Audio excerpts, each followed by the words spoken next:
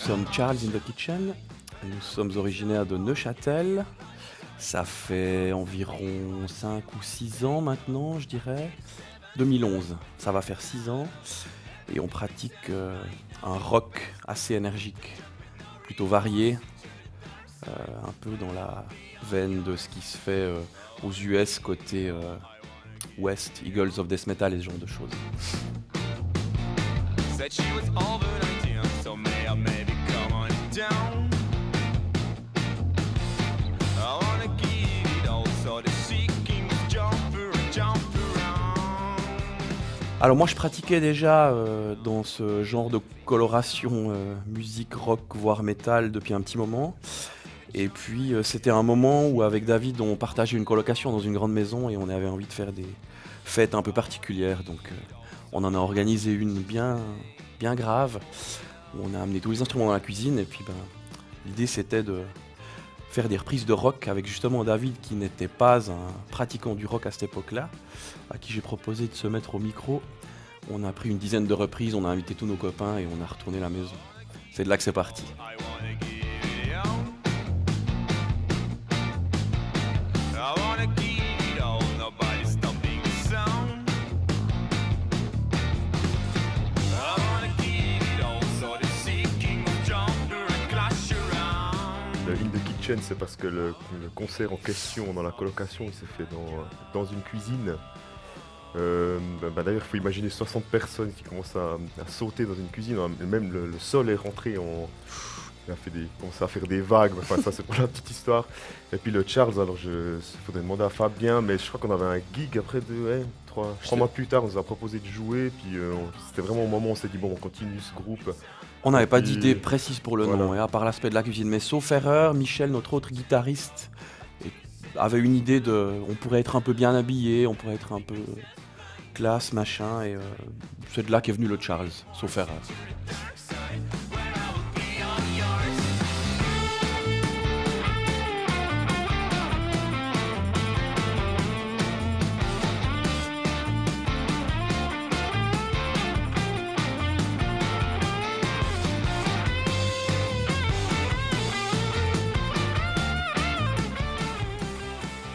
Ça l'est devenu. Ouais, ça l'est Ouais. devenu. Ouais. De toute façon, on fait du rock, donc on voulait une tête de Obligé, mort. c'est obligé. La tête de mort, ouais, c'est obligé. Ouais.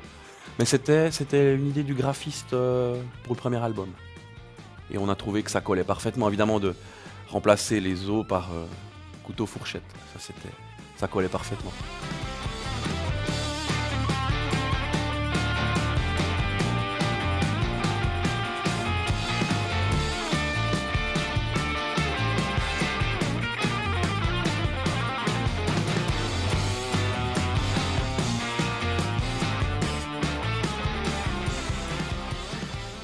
D'ailleurs, notre tête de mort, elle est toujours là. Elle est toujours là. Dessinée, ouais.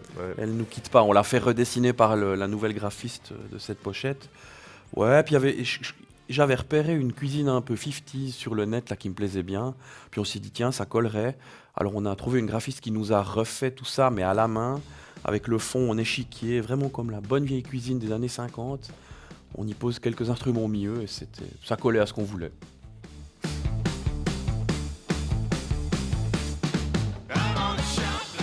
Oui, alors c'est vrai. Alors comme toute bonne chanson rock'n'roll qui a son nom dans le paroxysme du rock, ça parle d'amour.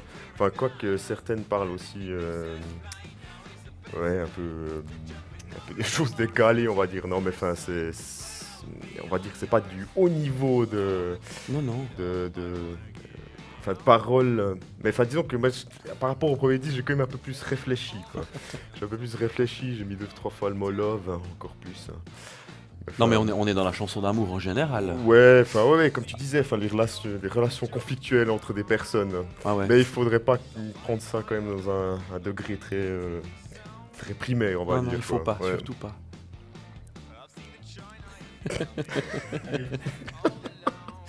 Vive l'amour, quoi. Tout à fait. I wanna give it all, so I'm asking, she says, oh yeah.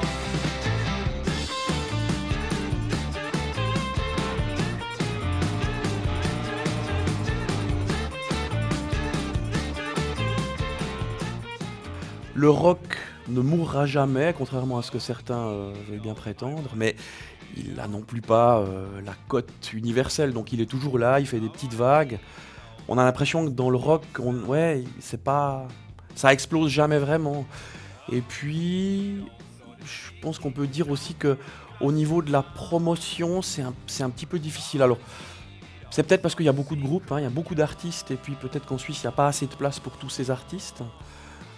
Mais au niveau de la promotion, on a un petit peu l'impression des fois que les médias... J'ai l'impression de vous jeter la pierre. Non, mais que les médias, peut-être, ne se donnent pas assez la peine de promouvoir les artistes locaux. Alors peut-être ne les trouvent-ils pas assez bons, mais si on regarde un petit peu ce qui se passe sur les radios, on a un petit peu l'impression que les radios, ils passent un peu tous les mêmes gros trucs qui marchent pour s'assurer que l'auditoire sera pas trop choqué. Ça prend pas beaucoup de risques. Et ça péjore un petit peu, je dirais.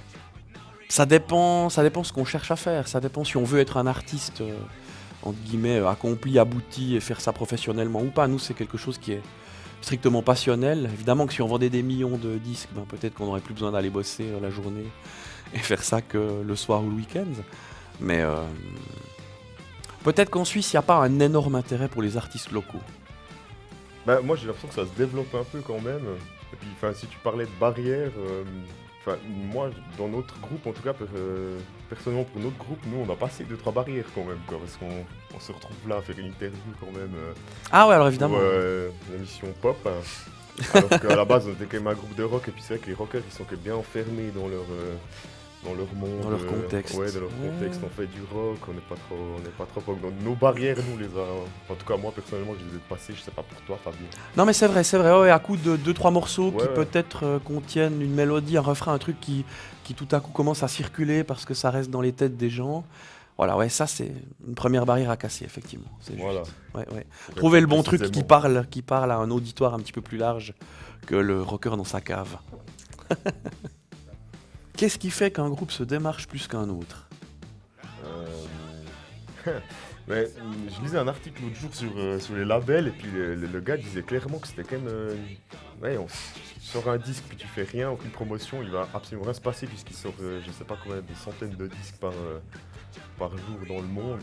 Mais rien qu'en Suisse, hein, déjà, avec la démocratisation là, des réseaux et tout, donc c'est vraiment, je pense, bon, la qualité de la musique doit être Mais là, bien sûr. mais il y a quand même un aspect promotionnel, ouais, Ah ouais. ça c'est clair. Qui Ouais. joue un rôle Ouais, énorme, effectivement, c'est qui sûr. joue un rôle énorme. À moins de Mm. sortir un truc qui, par un miracle, de toute façon via un média ou un réseau qui va se disperser, si c'est un truc miraculeux, la nouveauté, le truc que tout le monde attendait, Mhm. des fois il y a un effet Au boule niveau de neige. courant ou Voilà. l'influence, ouais, c'est sûr, mais... Mais sinon, c'est vrai que la promotion, ça fait beaucoup. Uh-huh. Et puis, ben, évidemment, même si on fait pas un truc miraculeux, si on crée des magnifiques refrains comme nous, on a quand même une chance.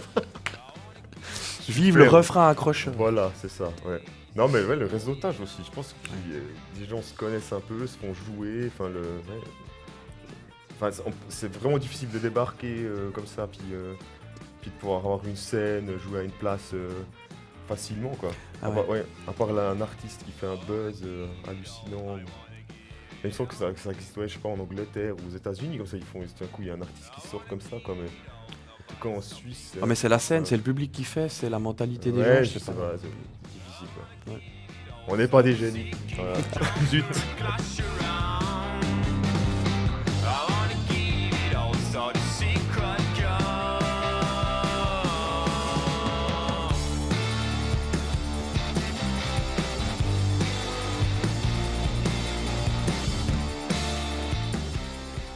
Où est-ce qu'on a tourné The Spring Controversy et qu'est-ce qui nous a inspiré? Alors, on a pensé au casino de Neuchâtel. Je sais plus pourquoi maintenant. On avait une idée de casse ou un truc comme ça. C'est notre autre guitariste Michel qui a monté le scénario. Ouais. Et puis, je sais plus comment ça s'est passé. On a eu l'occasion de parler avec le directeur du casino qui est un fan de rock incontesté. Et puis, on est arrivé là-dessus. Il a trouvé ça super. Et puis, il nous a dit ok, vous pouvez faire ça. Donc on a monté un scénar là autour. Et non, je crois que c'est vraiment l'idée du casse. Du casse raté des 5 abrutis. Ça. Ouais, ça correspondait bien à notre motto général, Ah on va ouais, dire. ouais. La chanson aussi, avec le morceau, un peu ce décalage, un peu Un peu rigolo. rigolo, rock, ouais, Ouais. comme ça.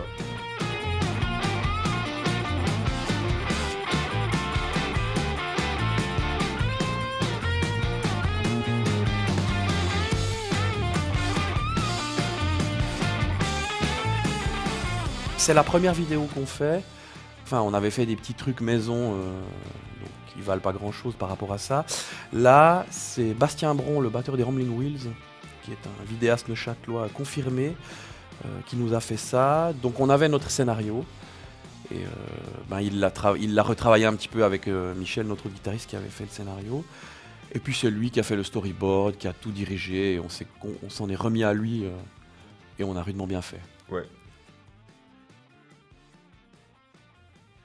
Est-ce qu'on a des idées pour le prochain clip et le prochain album? Ouais, mais c'est secret défense. On va pas le dire. Ouais, on en a. Ouais, on en a tout plein. Réponse à la question, oui. Oui, voilà. On a la chance que celui-ci ait été catalogué chez Division Records, qui sont des amis à nous, qui sont un label local à la Chaux-de-Fonds, qu'on salue au passage d'ailleurs et qu'on remercie. Donc évidemment que là, ils ont un réseau de distribution en Suisse et dans une bonne partie de l'Europe. Donc ça, c'est déjà une bonne chance. Puis sinon, évidemment, c'est tous les réseautages personnels, les amis, les gens autour, et en concert, effectivement.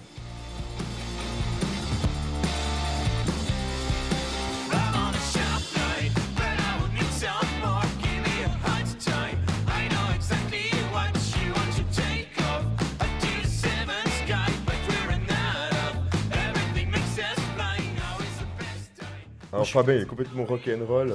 Non, je suis complètement rock'n'roll, mais un petit peu plus large quand même. Mais je viens de là, c'est mon école. On est toujours en train de se taquiner, mais disons que ce qui nous inspire pour faire la musique qu'on fait là, c'est clairement le... Enfin, oui, c'est le rock. On écoute beaucoup, c'est du rock. On a le droit de citer des noms. Bien sûr. Relativement moderne, on est plutôt dans les trucs modernes. Hein. Donc il y a, je pense, un des trucs qui nous influence le plus, c'est des groupes tels que Eagles of Death Metal, Queens of the Stone Age. On a adoré les Hives aussi. Ouais, les Hives, ouais. Je suis un peu calmé là maintenant, mais il y avait un groupe suédois complètement incroyable qui s'appelait The Helicopters, qui n'existe plus. Mais le type qui avait fondé ça a maintenant monté un groupe qui s'appelle Imperial State Electric, qui est génialissime. Ce genre de choses. Ah, on adore The Darkness aussi. Enfin. Tu adores The Darkness. Pardon. Moi j'aime bien. J'adore The Darkness. Le premier concert. Le premier concert, c'était dans la cuisine. Tu avais peur? Oui, moi j'avais peur,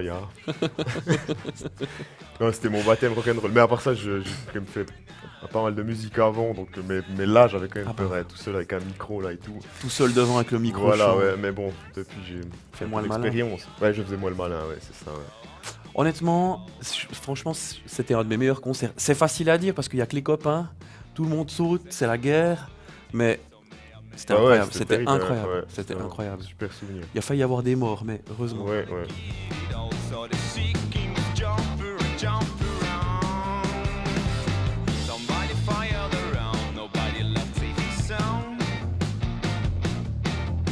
Sacrifice pour la musique. Financier.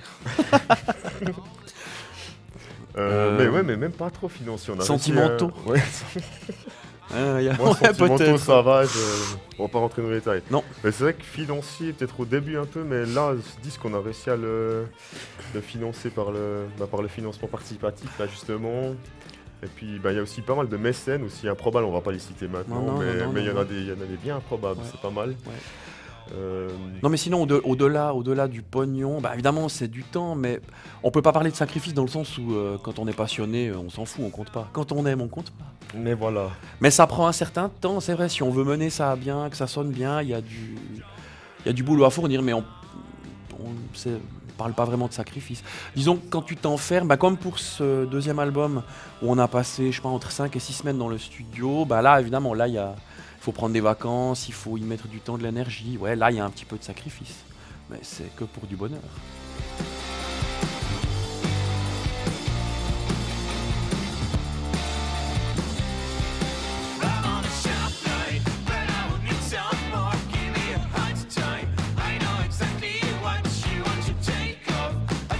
Est-ce qu'on a essayé de se produire en Suisse allemande? Mais oui, mais on va faire un guide d'ailleurs bientôt. Là. Ah oui, c'est vrai. On va jouer à Surzé dans un mois. Ouais. Mais c'est le premier. C'est le premier. Oui, c'est le premier guide en Suisse allemande. On aimerait bien, on aimerait bien un peu se diffuser. En Suisse italienne, on nous diffuse d'ailleurs, je crois, sur la chaîne nationale. Donc, je crois sur la 3. Ouais. Donc ça c'est bien. Et puis voilà, on est en phase de booking, donc... oui, on veut, on aimerait. Wir lieben die Schweizerdeutscher. Ja, genau, die Deutschschweizer. Ja.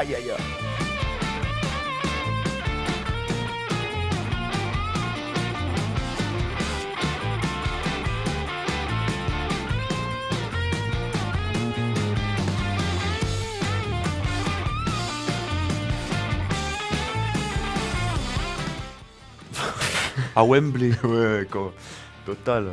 Ils vont 50 000 personnes. Non, mais je pense que tout le monde à un moment ou à un autre aimerait jouer sur une énorme scène. N'empêche qu'une énorme scène, il faut l'occuper. Et c'est pas forcément facile. Et comme on le disait avant avec l'histoire de la cuisine, en même temps, jouer devant 50 personnes complètement enragées, qui sautent dans tous les sens, ça a autant de valeur que de jouer devant plein de monde. Enfin, ce qui compte, c'est qu'il se passe quelque chose. Donc, il n'y a pas forcément d'endroit où on rêve jouer. Moi, je rêve de jouer à un endroit où il y a un échange, où ça se passe, où les gens deviennent fous, et puis qu'on peut retourner la baraque. C'est ça, ouais. Après, on a tous des rêves C'est ça le d'enfants, secret. Mais oui, inavouables. qu'on n'avouera pas aujourd'hui. On the shop line, but I will need some more. Give me a hot time. I know exactly what you want to take off. Up to the seventh sky, but we're out of. Everything makes us fly. Now is the best time to jump with no remorse into the dark side, where I will be all yours. I wanna give it all. I wanna give it all. Ah. Vu l'avènement des DJ maintenant, je pense que ça va vraiment continuer par ça. C'est vrai que j'ai un C'est pote vrai. qui organise des soirées, puis il disait clairement en fait de faire venir un DJ, ça coûte moins cher, il y a moins de matériel, on paye qu'une personne, et puis en fait ça a pas mal de succès maintenant, donc ça risque d'évoluer, Ouais. mais peut-être qu'il y aura un retour à je sais pas, la musique plus instrumentale, mais ça c'est difficile à dire quoi. Enfin, franchement Je suis d'accord avec ça. À mon avis, il y a Ouais. aussi des phases. Et puis, en même temps, quand on voit ce qui se passe avec les festivals d'été, il y en a de plus en plus, en tout cas en Suisse, limite un peu trop, mais c'est toujours blindé, c'est facilement sold out. Alors il y a aussi l'aspect festif qui, à mon avis, des fois prend le pas sur l'aspect artistique. Toujours est-il que avoir un bon groupe qui déglingue sur une grosse scène, c'est cool. Ces derniers jours, il y avait sur YouTube, j'ai regardé des trucs de AC/DC où je vois je sais pas combien de milliers de personnes qui sautent tous en même temps. Et puis ça, j'espère que ça va continuer, même si AC/DC est plutôt en train de mourir. J'espère qu'il y en aura d'autres.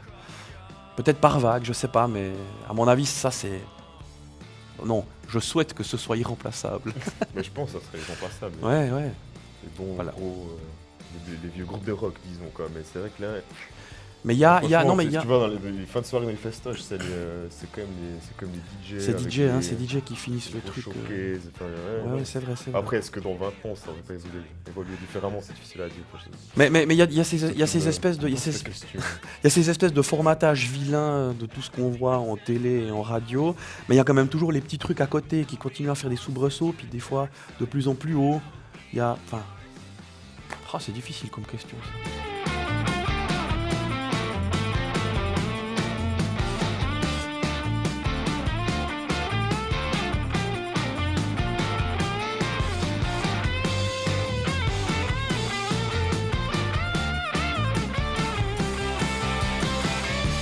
Alors, trouvable sur le web, évidemment, on a le site internet www.charlesinthekitchen.com.